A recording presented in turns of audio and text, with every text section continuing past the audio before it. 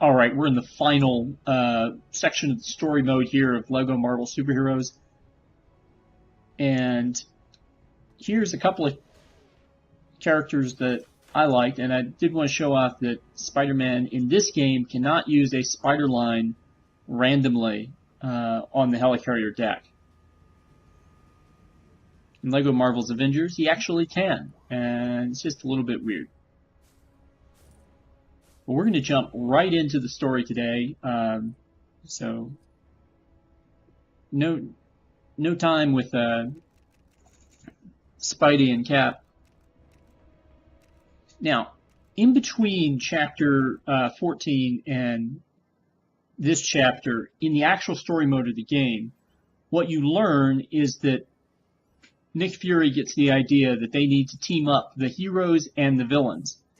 And so there's a small scene where, that recruiting happens. But now that he's done that, the reason he's has to do that is because the big plan has been revealed. Loki was never intending to work with any of the other villains. He was always intending to build. He was always intending to lure Galactus to Earth and then build a device capable of taking control of Galactus's mind using Loki's scepter and his own mind control abilities. So, it starts off good. Looks like the villains and the heroes are having some fun, playing some games, cheating at pinball.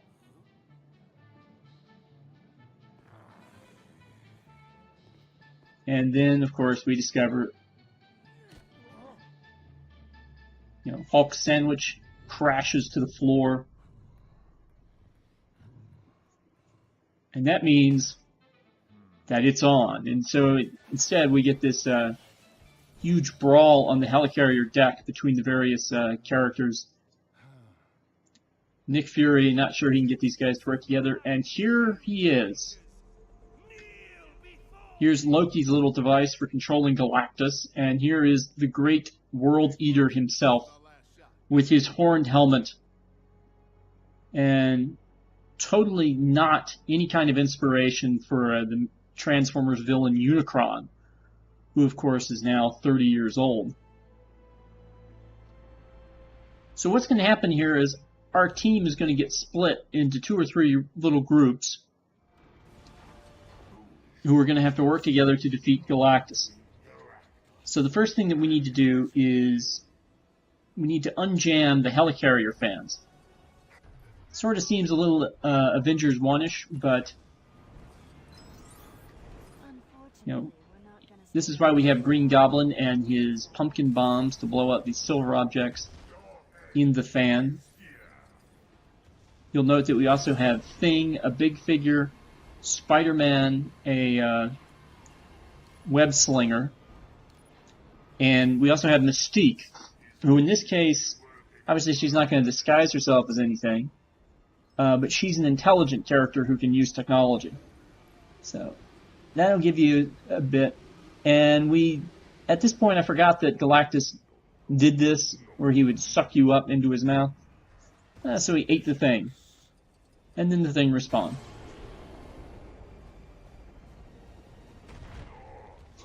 So this taught me that I was going to have to be a little bit more careful here. And, it's been a little while, again, since I have played this level. So I found something big to grab onto. Unfortunately, I didn't have anywhere to throw it. Kind of wanted to throw it at something. In the end, that just basically gets destroyed. Fortunately, that's not a big deal for us.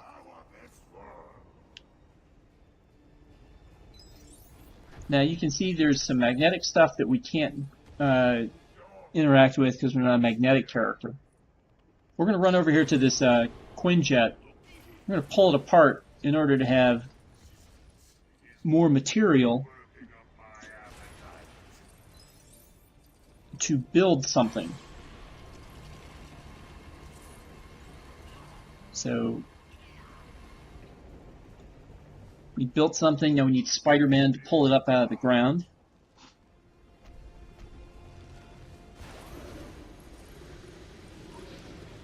And it's a computer terminal. And again, this is why we have Mystique. Spider-Man can't use these in the first game. He is able to do that in Lego Marvel Avengers. So Mystique plays with the fan. Now it's time for, you can see the setup here. Spider-Man is going to use his Wild Sense, or Spider Sense. Wild Sense is a term from Dragon Ball Z Raging Blast and Raging Blast 2, which was a technique your character could use to avoid taking damage from an attack. So then, the Invisible Woman claims to do something to protect that fan. I'm not exactly sure what this is, but we come to the other side and we basically got to play out the same scenario. This time the fan's not broken, so we don't have to worry about that.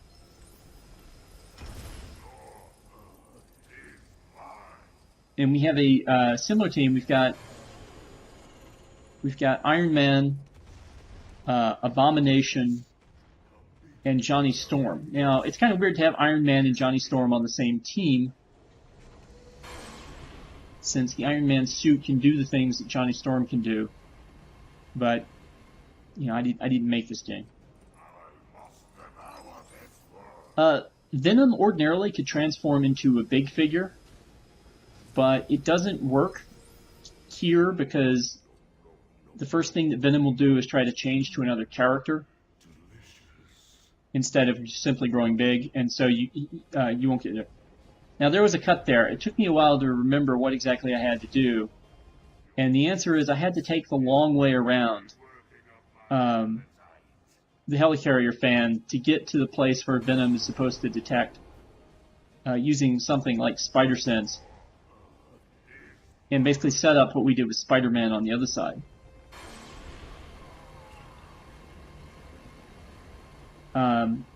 The reason that you have to go all the way around is this fire. Even that small little space, I couldn't fit Venom through with the symbiote coming off of him. And again, I couldn't turn him big to jump over it. So we had to take the long way around. Once again, we got the other fan up. Okay, we secure it with Jean Grey, and now what we need to do is we need to find some way to get rid of Galactus. So we send in Team Science Nerds, which for some reason includes Captain America.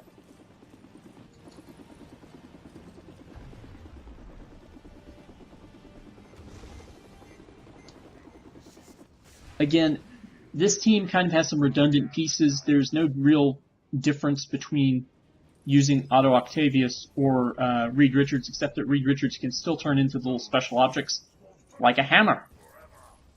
Because if Reed Richards was a hammer, he'd evidently hammer in the morning. He might indeed hammer in the evening, and he would perhaps hammer all over this land.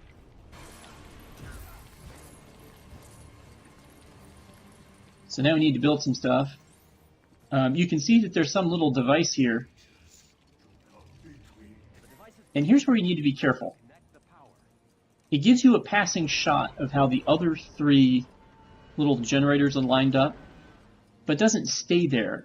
And what you don't realize is you need to know how those generators look in order to properly set up this computer panel right here. So for the moment I was trying to figure out what I was doing, and then I realized that I didn't know what these things exactly looked like.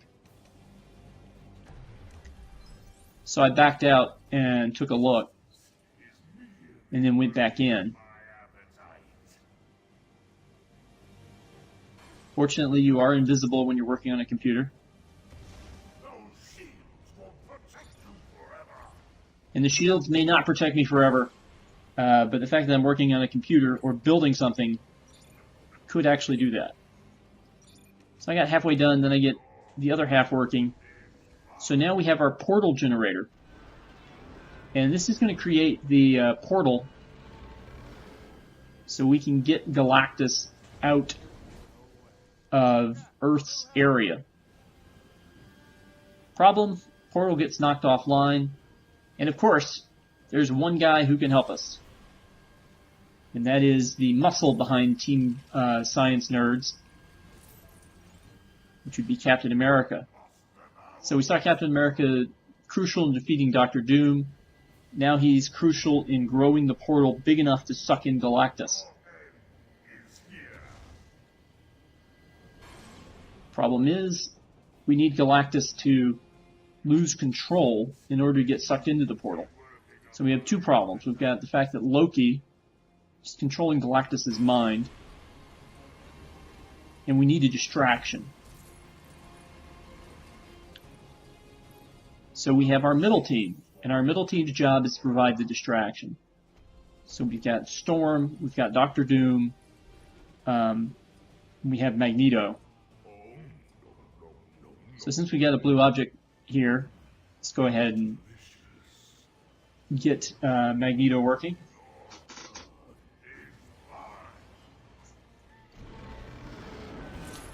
And so he pulls up a, one of those electric switches or generators or whatever you want to call them. So now Storm needs to fire up the generator. Of course, Magneto is standing right in the way, so we fry him to start with. And no, Storm didn't want to do that at all. She never, ever intended to hit Magneto before actually doing the charge shot.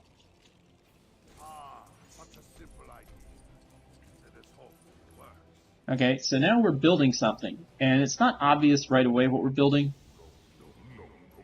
but we'll get there. So we need more building materials, so we're going to have Cyclops destroy these yellow bricks, melt them down, or whatever.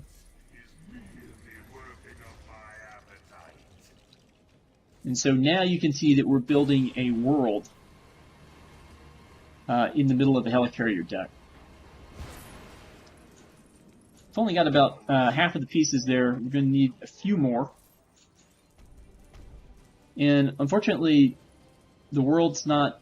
You build the world front to back, as he eats Magneto. You build the world front to back, so it looks like the world's complete. But the world's actually missing about a third to a half of the pieces you need on the other side. So I have to deal with the fact that Galactus can sway the ship. So now Storm is putting out the fires just so I can get her and other characters closer to where they need to be. Okay, there's a switch that Dr. Doom is our resident smart guy. So he's going to have to pull that. And then, always hard to tell what this switch does, but it opens those doors next to Dr. Doom. And so you would assume there would be things in there, or perhaps maybe I just missed some building pieces that escaped. But I actually, attempt to open this thing more than once, and of course, there's the attempt to pull us in.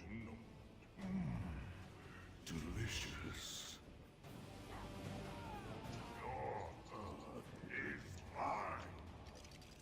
And I think that those pieces get released from somewhere else.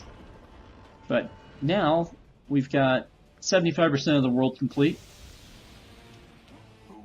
We just need to get a couple more pieces in there, and unfortunately Storm powers are overriding her ability to build.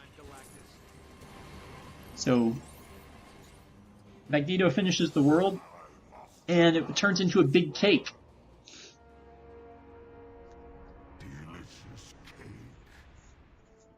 And so Galactus looks at the cake, except that two characters we have not seen, Hulk and Thor, combine their strength to smash him into the portal.